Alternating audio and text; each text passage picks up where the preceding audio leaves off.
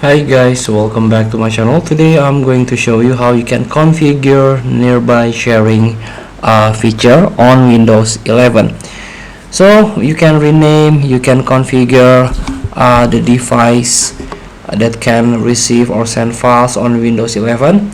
Let's start by click start icon and go to the settings. Here you can jump into the system and choose nearby sharing, discoverability, received files location. Here you need to sign in to your account to continue using nearby sharing. And here nearby sharing, share files, photo and links with nearby Windows devices. You can turn off if you don't need it, or you can turn on my device only or everyone nearby. I recommend you to sign in and click on my devices only.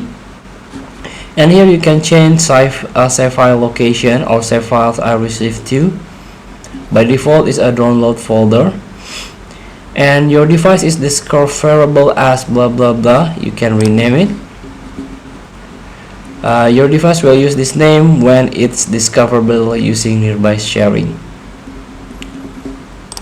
And here you can learn about privacy statement, understand how Microsoft use your data for nearby sharing and for what purposes.